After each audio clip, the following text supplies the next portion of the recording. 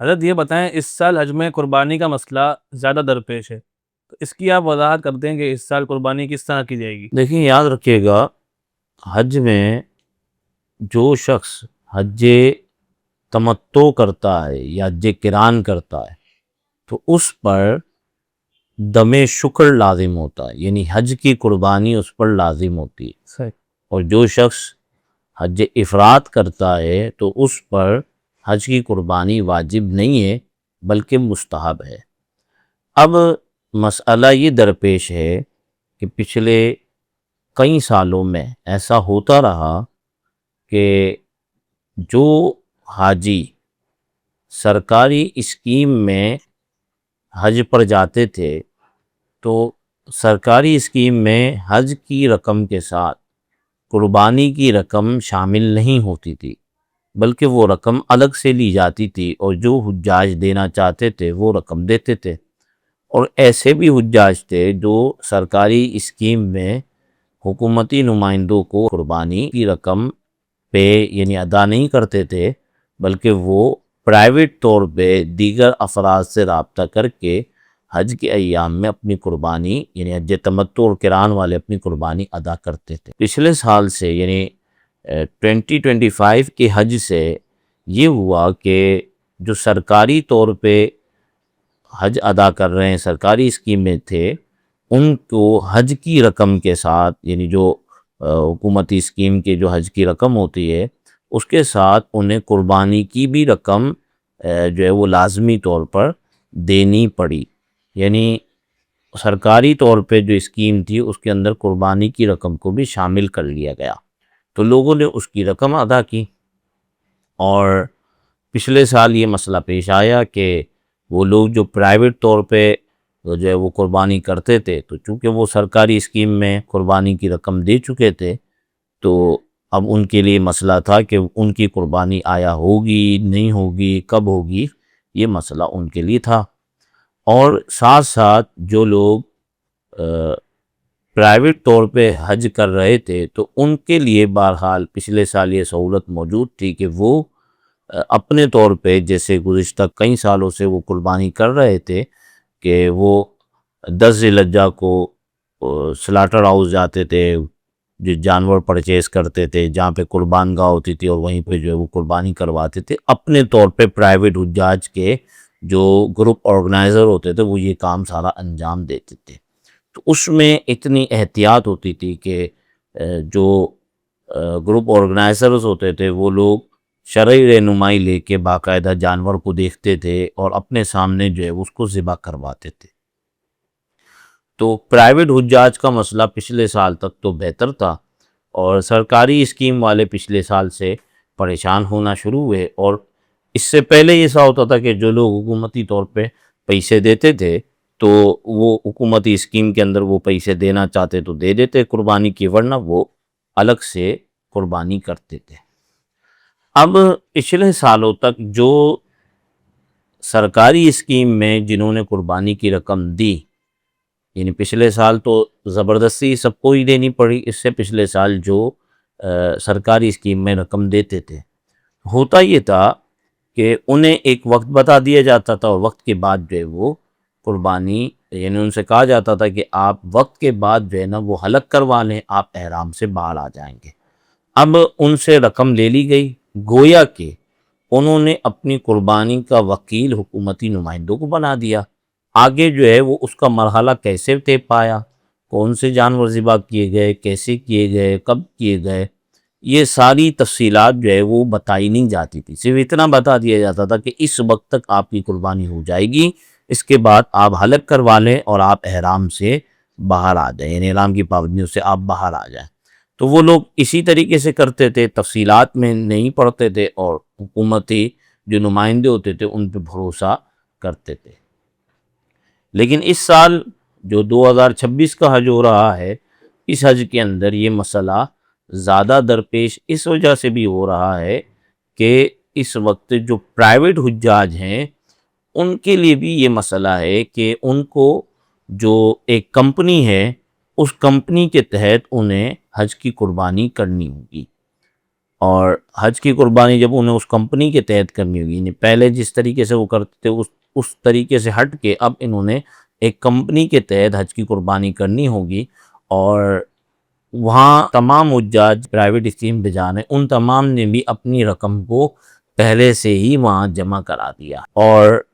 سرکاری اسکیم میں تو وہی صورت ہے جو پچھلے سال والی میں نے آپ کے سامنے عرض کی ہے۔ اب ہو یہ رہا ہے کہ لوگ اس وجہ سے پریشان ہیں کہ آیا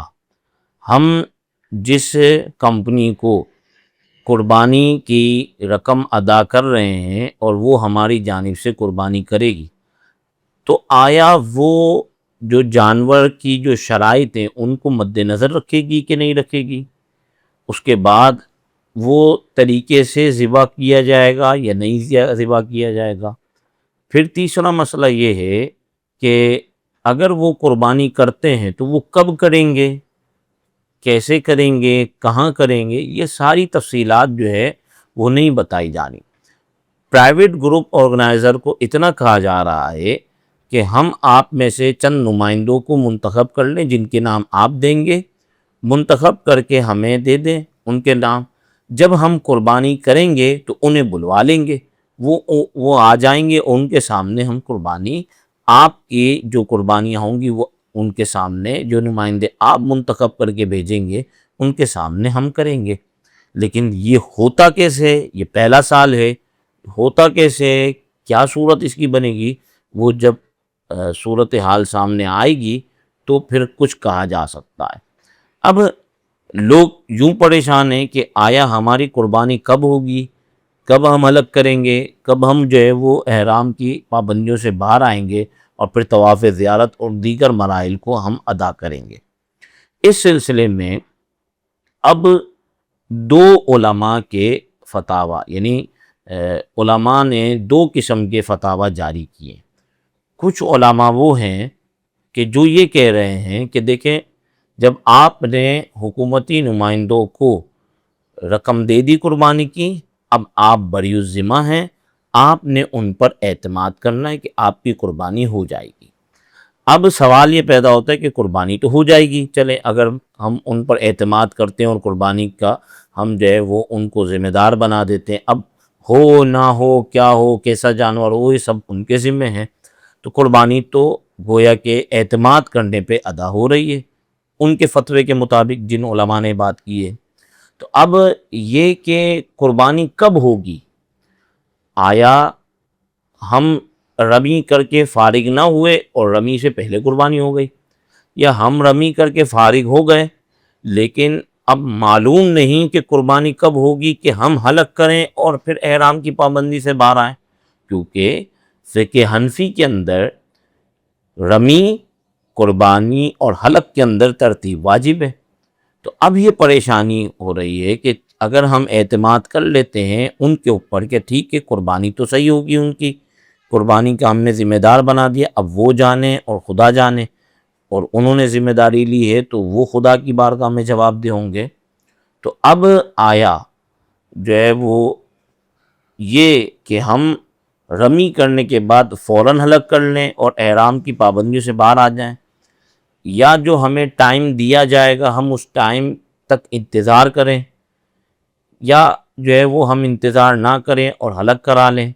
اور یہ بھی تو پاسبل ہے کہ ہم نے ابھی رمی کی نہیں کہ ہم ان کو اطلاع دیں اور اس سے پہلے ہی ہماری قربانی ہو گئی، تو ترتیب تو ٹوٹ جائے گی۔ تو ان علماء نے صاحبین کے قول پہ فتویٰ دیا اور کہا، یعنی امام اعظم کے دو شاگرد امام محمد و امام یوسف کے قول پہ فتویٰ دیتے ہوئے کہا کہ چونکہ حرج پیدا ہو رہی ہے اس وجہ سے یہ ترتیب جو ہے وہ سنت ہے، واجب نہیں ہے۔ چونکہ صاحبین کے قول پہ ہم حرج کی وجہ سے فتویٰ دے رہے ہیں، تو ان علماء نے دو باتیں کہیں۔ ایک بات یہ کہ جو قربانی کی رقم آپ سے لی گئی، آپ نے ان حکومتی لوگوں کو ذمہ دار بنا دیا، اب ان کے اوپر ہے کہ وہ قربانی کس انداز میں ادا کرتے ہیں، تو قربانی پر آپ نے ان پر اعتماد کرنا ہے، گویا کہ آپ کی قربانی ہو جائے گی۔ اور نمبر دو کہ ترتیب آگے پیچھے ہو رہی ہے، تو حرج کی وجہ سے ہم صاحبین کے قول پہ فتویٰ دے رہے ہیں، تو گویا کہ اب جو ہے وہ یہ مسئلہ جو ہے وہ لازم نہیں آئے گا کہ آپ پر دم لازم آئے۔ تو یہ دو باتیں ان بزرگوں نے، ان علماء نے اپنے فتاویٰ کے اندر لکھی ہیں۔ ہم یہ فتویٰ بھی ڈسکرپشن میں اس فتوے کا بھی ہم لنک جو ہے وہ شیئر کر دیں گے، آپ اس کی تفصیلات وہاں پڑھ لیں۔ دوسرے علماء وہ ہیں، انہوں نے یہ کہا کہ اگر آپ کے لیے یہ صورت بنتی ہے کہ آپ حج افراد کر لیں تو پھر آپ بہتر ہے کہ حج افراد کر لیں، حج قران اور تمتع کی طرف جائیں نہیں کہ آپ پر جو ہے وہ قربانی واجب ہو۔ جیسے بعض حجاج وہ ہیں جو آخری ایام میں مدینہ پاک جائیں گے اور مدینہ پاک سے وہ مکہ پاک جائیں گے، اور جب مکہ پاک جائیں گے تو 8 ذی الحجہ سے 3-4 دن پہلے وہ مکہ پاک پہنچیں گے، تو وہ مدینہ پاک سے جب مکہ پاک جا رہے ہیں تو وہ حج افراد کا احرام باندھ کے چلے جائیں، اور پھر جو ہے وہ جب تک حج نہیں ہو جاتا احرام کی پابندیوں میں رہیں۔ اب چونکہ صرف حج کا احرام باندھ کر گئے ہیں تو ان پر جو ہے وہ قربانی واجب نہیں ہوگی، اور وہ عمرہ بھی نہیں کریں گے۔ اگر وہ مطلب ظاہر ہے جب ان پہ حج کی قربانی نہیں ہے اور وہ میقات کے باہر سے آ رہے ہیں تو صرف طواف قدوم کریں گے اور پھر حج کے افعال کو ادا کریں گے۔ تو پہلی صورت تو یہ کہ اگر وہ حج افراد کر سکتے ہیں تو حج افراد کی طرف چلے جائیں۔ دوسری صورت یہ ہے کہ چونکہ شریعت نے ہم پر اس بات کو لازم نہیں کیا کہ حکومت کے مقررہ نمائندوں کو یا حکومت نے جس کمپنی کو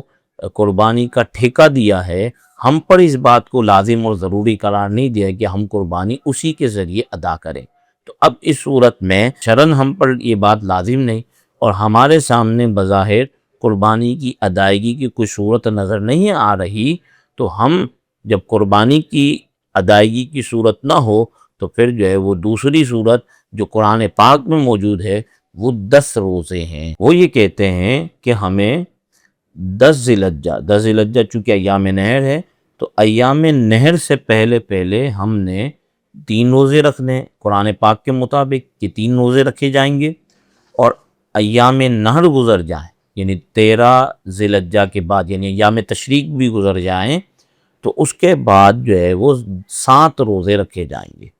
تو انہوں نے کہا کہ چونکہ قربانی کی ہمیں کوئی صورت نظر نہیں آ رہی، تو قرآن پاک کے مطابق جب قربانی کی استطاعت نہ ہو، وہ صورت اس کی ایسا ہو کہ بندہ بظاہر عاجز ہے قربانی کرنے سے، تو اب اسے 10 روزے رکھنے ہوں گے۔ 3 روزے 10 ذی الحجہ سے پہلے رکھنے ہیں اور باقی 7 روزے 13 ذی الحجہ کے بعد رکھنے ہیں۔ اب یہ جو 3 روزے 13 ذی الحجہ سے پہلے رکھنے ہیں،